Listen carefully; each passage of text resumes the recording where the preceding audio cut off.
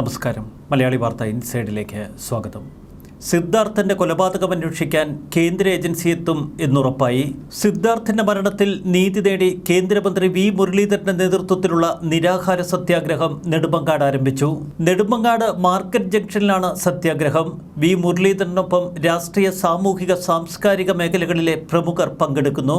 സമാനതകളില്ലാത്ത നിഷ്ഠൂരമായ കൊലപാതകമാണ് നടന്നത്. കൊടിയ മർദ്ദനവും പീഡനവുമാണ് സിദ്ധാർത്ഥന് ഏൽക്കേണ്ടി വന്നത്. സിദ്ധാർത്ഥന്റെ മരണം കൊലപാതകം തന്നെ. കേരള പോലീസ് അന്വേഷിച്ചാൽ കേസ് അട്ടിമറിക്കും. അതുകൊണ്ട് കേന്ദ്ര ഏജൻസി അന്വേഷിക്കണമെന്നാണ് വി മുരളീധരൻ ആവശ്യപ്പെടുന്നത്. വി മുരളീധരനെ പോലെ ഒരു കേന്ദ്രമന്ത്രി സത്യാഗ്രഹ സമരം നടത്തുമ്പോൾ ഒരു കാര്യം വ്യക്തമാണ്: ഈ കേസ് അന്വേഷിക്കാൻ CBI എത്തും. വി മുരളീധരൻ സമരരംഗത്തിറങ്ങിയതോടെ സർവകലാശാല ഉണർന്നു പ്രവർത്തിച്ചു. സിദ്ധാർത്ഥന്റെ മരണവുമായി ബന്ധപ്പെട്ട് പൂക്കോട് വെറ്റിനറി സർവകലാശാല ഡീനിനെയും ട്യൂറ്ററെയും ഇപ്പോൾ സസ്പെൻഡ് ചെയ്തിരിക്കുന്നു. കോളേജ് ഡീൻ MK നാരായണനും അസിസ്റ്റന്റ് വാർഡൻ ഡോക്ടർ കാന്തനാഥനും കാരണം കാണിക്കൽ നോട്ടീസ് നേരത്തെ കൈമാറിയിരുന്നു. ഇവർ നൽകിയ മറുപടി തൃപ്തികരമല്ല എന്ന് പറഞ്ഞ് വൈസ് ചാൻസലർ തള്ളിക്കളഞ്ഞു. സിദ്ധാർത്ഥന്റെ മരണവുമായി ബന്ധപ്പെട്ട വിഷയങ്ങളിൽ തങ്ങൾക്ക് വീഴ്ച പറ്റിയില്ല എന്നായിരുന്നു ഇരുവരുടെയും വിശദീകരണം. ഇവരുടെ വിശദീകരണം പൂർണ്ണമായി തള്ളിക്കളഞ്ഞ വൈസ് ചാൻസലർ ഇരുവരെയും സസ്പെൻഡ് ചെയ്തു.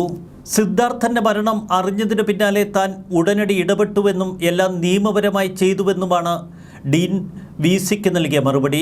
പോസ്റ്റ്മോർട്ടം അടക്കമുള്ള നടപടികൾക്ക് താൻ നേരിട്ട് പോയി എന്ന് ഡീൻ മറുപടി കത്തിൽ പറഞ്ഞിരുന്നു. ഹോസ്റ്റൽ വിദ്യാർത്ഥികളുമായി താൻ സംസാരിച്ചെന്നും MK നാരായണനും കാന്തനാഥനും നൽകിയ മറുപടിയിൽ പറയുന്നുണ്ട്. കോളേജ് ഡീനിന്റെയും വാർഡന്റെയും അനുമതിയോടെയാണ് SFI ക്രിമിനൽ സംഘം സിദ്ധാർത്ഥനെ ആൾക്കൂട്ട വിചാരണ നടത്തിയതും മർദ്ദിച്ചതുമെന്ന് സിദ്ധാർത്ഥന്റെ മാതാപിതാക്കൾ പറയുന്നു. രൂക്ഷമായ ഭാഷയിലാണ് ഡീനിനെതിരെ ആരോപണമുയർത്തുന്നത് സിദ്ധാർത്ഥന്റെ പിതാവ്. കോളേജിൽ നടക്കുന്ന എല്ലാ ക്രൂരതകൾക്കും കുടപിടിക്കുന്നത് കോളേജ് ഡീൻ തന്നെയാണ്. തൻ്റെ ജോലി സെക്യൂരിറ്റി സർവീസ് അല്ല എന്ന് മാധ്യമങ്ങൾക്ക് മുന്നിൽ അഹങ്കാരത്തോടെ മറുപടി പറഞ്ഞ ഈ ഡീൻ തന്നെയാണ് കൊലപാതകത്തിൻ്റെ മുഖ്യ ഉത്തരവാദി. ഹോസ്റ്റലിൻ്റെ നടുമുറ്റത്ത് വെച്ച് പരസ്യ വിചാരണ നടത്തി സിദ്ധാർത്ഥനെ മർദ്ദിക്കുമ്പോൾ അവൻ നിലവിളിച്ചിരുന്നു. അവൻ്റെ നിലവിളി 500 മീറ്റർ അകലെ മാത്രം താമസിക്കുന്ന ഡീൻ കേട്ടില്ല എന്ന് പറയുന്നത് അവിശ്വസനീയമാണ്. 3 ദിവസം തുടർച്ചയായി ഹോസ്റ്റൽ മുറിയിൽ ഭക്ഷണം പോലും നൽകാതെ പൂട്ടിയിട്ട് ഒരു യുവാവിനെ മർദ്ദിച്ചിട്ടും എന്തുകൊണ്ട് ഹോസ്റ്റലിൻ്റെ ഉത്തരവാദിത്തമുള്ള ഡീൻ ഇക്കാര്യം മനസ്സിലാക്കിയില്ല? ഈ യുവാവിനെ പരസ്യമായി വലിച്ചിഴച്ച് കോളേജ് പിന്നിലുള്ള കുന്നിൻപുറത്തേക്ക് കൊണ്ടുപോയി ശിക്ഷ നടപ്പാക്കിയപ്പോഴും ഈ ഡീൻ എവിടെയായിരുന്നു? SFI ക്രിമിനൽ സംഘത്തിന് എല്ലാവിധ ഒത്താശയും ഇതുവരെ ചെയ്തു നൽകിയിരുന്ന വ്യക്തിയാണ് ഈ ഡീൻ. സിദ്ധാർത്ഥൻ ശുചിമുറിയിൽ തൂങ്ങി നിൽക്കുന്നു എന്നറിഞ്ഞയുടൻ ഡീൻ ഹോസ്റ്റൽ പരിസരത്തെത്തിയിരുന്നു. പിന്നീട് പ്രതികൾ തന്നെയാണ് തൂങ്ങി മരിച്ച നിലയിൽ നിന്ന സിദ്ധാർത്ഥനെ അവിടെ നിന്ന് പുറത്തേക്കെടുത്തത്. അപ്പോൾ ഡീൻ അവിടെ ഉണ്ടായിരുന്നു. വീട്ടുകാരെ താൻ വിവരമറിയിച്ചു എന്നാണ് ഡീൻ പിന്നീട് വിശദീകരിച്ചത്. എന്നാൽ തങ്ങളെ ഡീൻ ഫോൺ വിളിച്ചിരുന്നില്ല എന്ന് സിദ്ധാർത്ഥിൻ്റെ പിതാവ് പറയുന്നു. പിന്നീട് സിദ്ധാർത്ഥിൻ്റെ വീട്ടിലെത്തിയപ്പോഴും കേസുമായി ബന്ധപ്പെട്ട ഒരുവിധ ചോദ്യങ്ങളും ഡീൻ ഉയർത്തിയില്ല. സിദ്ധാർത്ഥ് തൂങ്ങി നിൽക്കുന്ന വിവരമറിഞ്ഞ് 10 മിനിറ്റിൽ താൻ അവിടെ എത്തി.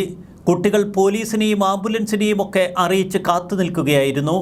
വാതിൽ ചവിട്ടിപ്പൊളിച്ചാണ് അവർ മുറിയിൽ കയറിയത് എന്ന് ഡീൻ വിശദീകരിച്ചു.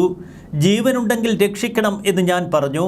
ഉടൻ തന്നെ സിദ്ധാർത്ഥനെ ആംബുലൻസിലെത്തിച്ചു. പക്ഷേ അപ്പോഴേക്കും മരിച്ചിരുന്നു. ഹോസ്റ്റൽ വാർഡൻ കൂടിയാണ് ഈ ഡീൻ. എന്നാൽ വാർഡൻ ഹോസ്റ്റലിലല്ല താമസിക്കുന്നത്. അവിടെ താമസിക്കേണ്ടത് റെസിഡൻറ്റ് ട്യൂട്ടറാണ്. വാർഡൻ ഹോസ്റ്റലിൻ്റെ ദൈനംദിന കാര്യങ്ങളിൽ ഇടപെടുന്നയാളല്ല. തൻ്റെ ഭാഗത്തു നിന്ന് സ്വീകരിക്കേണ്ട എല്ലാ നടപടികളും സ്വീകരിച്ചിട്ടുണ്ട്. ആശുപത്രിയിലെ മറ്റു നടപടികളും പോലീസ് സ്റ്റേഷനിൽ അറിയിക്കേണ്ടതുമായ ഔദ്യോഗിക നടപടികൾ നോക്കേണ്ടത് ഡീനാണ്. അക്കാര്യങ്ങളെല്ലാം കൃത്യമായി ചെയ്തുവെന്നാണ് ഡീൻ നേരത്തെ പറഞ്ഞത്. എന്നാൽ ഡീനിൻ്റെ തനിനിറം വ്യക്തമായത് സിദ്ധാർത്ഥൻ മരിച്ച് 4-ാം ദിവസം. അന്ന് സിദ്ധാർത്ഥന് വേണ്ടി കോളേജിൽ ചേർന്ന അനുശോചന യോഗത്തിൽ ഡീൻ പ്രസംഗിച്ചു.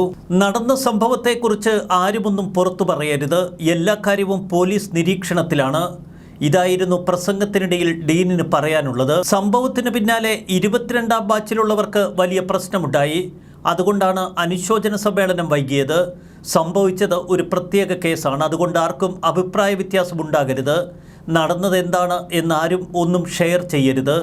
ഡീൻ MK നാരായണൻ അനുശോചന സമ്മേളനത്തിൽ പറഞ്ഞതിങ്ങനെ: സിദ്ധാർത്ഥന്റെ കൊലപാതകത്തെ തുടർന്ന് പ്രതികളുടെ രക്ഷയ്ക്കായി ആദ്യം രംഗത്തിറങ്ങിയതും CPMലെ ഉന്നതർ.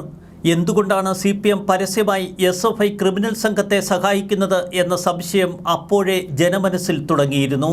സിദ്ധാർത്ഥിനെതിരെ പരാതി കൊടുത്ത പെൺകുട്ടിയുടെ കുടുംബത്തിന് പാർട്ടിയുമായി അടുത്ത ബന്ധമുണ്ട് എന്ന ആരോപണം ഉയർന്നു വരുന്നു. അതുകൊണ്ടാണ് വിഷയത്തിൽ SFI ഇടപെട്ടത് എന്ന വിവരങ്ങളും പുറത്തു വരുന്നു.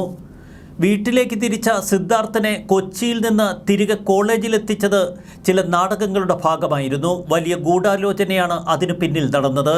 ഈ ഗൂഢാലോചനയിൽ കൃത്യമായി പെൺകുട്ടിയുടെ പങ്കും ഇപ്പോൾ സംശയിക്കുന്നു.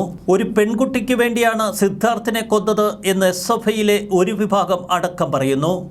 എന്തിനായിരുന്നു ആ കൊട്ടേഷൻ ഏറ്റെടുത്തത്? പലപ്പോഴും ഹോസ്റ്റലിലെ ഇടിമുറിയിൽ വെച്ച് ഇത്തരത്തിൽ പീഡനങ്ങൾ നടക്കാറുണ്ട് എങ്കിലും സിദ്ധാർത്ഥൻ മരിച്ചപ്പോഴാണ് കാര്യങ്ങൾ പുറം ലോകമറിഞ്ഞത്. കോടതിയിൽ പ്രതികളെ ഹാജരാക്കാൻ കൊണ്ടുപോയപ്പോൾ മുതിർന്ന നേതാവ് CK ശശീന്ദ്രൻ എന്തിനാണ് പ്രതികളെ അനുഗമിച്ചത്? CBI അല്ല, ആരന്വേഷിച്ചാലും തങ്ങൾക്ക് ഭയക്കാനൊന്നുമില്ല എന്ന് ഇക്കഴിഞ്ഞ ദിവസം CPM നേതാവ് ഗഗാറിൻ പ്രസംഗിച്ചിരുന്നു. തികഞ്ഞ ധാർഷ്ട്യം തന്നെയാണ് ഇപ്പോഴും സിദ്ധാർത്ഥൻ്റെ കൊലപാതകത്തിൽ CPM അവലംബിക്കുന്നത്. 4 ഘട്ടമായി നിർമ്മിച്ചിരിക്കുന്ന ഹോസ്റ്റലിന് നടുമുറ്റമുണ്ട്. 3 നില കെട്ടിടത്തിൻ്റെ നടുമുറ്റത്ത് വെച്ചാണ് മർദ്ദനം നടക്കാറുള്ളത്. ഇത് ഹോസ്റ്റലിൻ്റെ 4 വശത്തു നിന്നും വിദ്യാർത്ഥികൾക്ക് കാണാൻ സാധിക്കും. പതിവായി ഇവിടെ ശിക്ഷാവിധികൾ നടപ്പാക്കാറുണ്ട്. SFIയുടെ പ്രത്യേക വിചാരണ കോടതിയിൽ വെച്ച് ശിക്ഷ വിധിക്കും. പിന്നീടത് പരസ്യമായി നടപ്പിലാക്കും. SFI മാത്രമാണ് ഈ ക്യാമ്പസിൽ പ്രവർത്തിക്കുന്ന ഏക വിദ്യാർത്ഥി രാഷ്ട്രീയ പ്രസ്ഥാനം. തെരഞ്ഞെടുപ്പിൽ SFIക്കാർ മാത്രമാണ് നാമനിർദ്ദേശ പത്രിക സമർപ്പിക്കാറുള്ളത്. തുടർന്നിവരെ വിജയികളായി പ്രഖ്യാപിക്കും എന്നു മാത്രം. ലഹരി ഉപയോഗവും അനാശാസ്യ പ്രവർത്തനങ്ങളുമൊക്കെ ഈ ഹോസ്റ്റലിൽ സ്ഥിരം സംഭവങ്ങളാണ്. സിദ്ധാർത്ഥിന്റെ കൊലപാതകം ആത്മഹത്യയാക്കാൻ ദൃശ്യം സിനിമയുടെ തിരക്കഥയെ വെല്ലുന്ന തന്ത്രങ്ങളാണ് പിന്നീട് SFIയും സംഘവും ആവിഷ്കരിച്ചത്.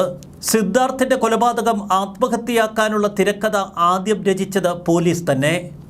ആത്മഹത്യയിലേക്ക് തള്ളിവിടുന്ന പ്രതികളുടെ പ്രേരണ എന്നു മാത്രമാണ് കുറ്റപത്രത്തിൽ പോലീസ് എഴുതി ചേർത്തത്. CBI പോലൊരു കേന്ദ്ര ഏജൻസി ഈ കേസന്വേഷണം ഏറ്റെടുത്തില്ല എങ്കിൽ SFIയുടെ ക്രിമിനൽ സംഘം ഇതിൽ നിന്ന് രക്ഷപ്പെടും എന്ന് വ്യക്തമാണ്. അതുകൊണ്ട് തന്നെയാണ് V മുരളീധരൻ്റെ നിരാഹാര സത്യാഗ്രഹം ഇപ്പോൾ പ്രാധാന്യമേറുന്നതും. സ്വാഭാവിക മരണത്തിന് കേസെടുത്തുകൊണ്ടുള്ള FIRൽ ടിയാൻ ഏതോ മാനസിക വിഷമത്താൽ സ്വയം കെട്ടിത്തൂങ്ങി മരിച്ചു എന്നാണ് രേഖപ്പെടുത്തിയിരിക്കുന്നത്. സംഭവം നടന്നത് 12:30-നും 1:45-നും ഇടയിലാണ് എന്ന് FIRൽ പറഞ്ഞിരിക്കുന്നു. മണിക്കൂറുകൾക്ക് ശേഷം വൈകിട്ട് 4:29-നാണ് പോലീസ് സ്റ്റേഷനിൽ വിവരം ലഭിച്ചത് പോലും. സംഭവം നടന്ന ഹോസ്റ്റലിൽ നിന്ന് പോലീസ് സ്റ്റേഷനിലെത്താൻ വെറും 5 മിനിറ്റ് മാത്രം. 10 മിനിറ്റിനകം ഹോസ്റ്റലിലെത്തിയ ഡീൻ എന്തുകൊണ്ട് യഥാസമയം പോലീസിനെ വിവരം അറിയിച്ചില്ല? പോലീസ് രേഖകൾ പ്രകാരം വിവരം ലഭിച്ചു എന്ന് പറയുന്ന സമയത്തിനുള്ളിൽ മൃതദേഹം വൈത്തിരി ആശുപത്രിയിൽ നിന്ന് ബത്തേരിയിലേക്ക് മാറ്റി. ക്യാമ്പസ് ഡീനിനെയും മറ്റു വിദ്യാർത്ഥികളെയും 3:30-ന് വൈത്തിരി പോലീസ് സ്റ്റേഷനിൽ കണ്ടതായി മൃതദേഹം കൊണ്ടുപോയ ആംബുലൻസിൻ്റെ ഡ്രൈവറുടെ മൊഴി. ഈ സമയം മാത്രമാണ് സംഭവം സിദ്ധാർത്ഥൻ്റെ വീട്ടിൽ അറിയിച്ചതും. ആത്മഹത്യയാണ് എന്ന മുൻവിധിയോടെ ഡീൻ എന്തിനാണ് ഇത്തരം പ്രവർത്തനങ്ങൾ നടത്തിയത്? കേസിലെ പ്രതികളായ SFI നേതാക്കൾ ഉൾപ്പെടെയുള്ളവരെ രക്ഷിക്കാൻ വേണ്ടി മാത്രമുള്ള ശ്രമങ്ങളാണ് ഡീൻ പിന്നീട് നടത്തിയത്. ഫെബ്രുവരി 22-ന് പുറത്തിറക്കിയ ഉത്തരവിൽ സിദ്ധാർത്ഥ് ആത്മഹത്യ ചെയ്തു എന്നാണ് ഡീൻ പറഞ്ഞിരിക്കുന്നത്. 24-ന് പോസ്റ്റ്മോർട്ടം റിപ്പോർട്ട് പുറത്തു വരുന്നതിന് മുൻപ് 22-ാം തീയതി സിദ്ധാർത്ഥിൻ്റെ മരണം ആത്മഹത്യയാണ് എന്ന് പറയാൻ ഡീനിന് എങ്ങനെ കഴിയും? മരണസമയത്തുള്ള സിദ്ധാർത്ഥൻ്റെ ചിത്രവും ഏറെ ദുരൂഹതകൾ വളർത്തുന്നു. അർദ്ധനഗ്നനായ നിലയിലാണ് മൃതദേഹം കണ്ടെത്തിയത്. വിവസ്ത്രനാക്കി മർദ്ദിച്ചു എന്ന് റിമാൻഡ് റിപ്പോർട്ടിൽ പറഞ്ഞിരിക്കുന്നു. സിദ്ധാർത്ഥൻ്റെ മുറിയും മരിച്ച നിലയിൽ കണ്ടെത്തിയ ശുചിമുറിയും തമ്മിൽ നല്ല അകലമുണ്ട്. വിവസ്ത്രനായി ഇത്രയും ദൂരം നടന്നു ചെന്ന് സിദ്ധാർത്ഥ് ആത്മഹത്യ ചെയ്യില്ല എന്ന് വ്യക്തമാണ്.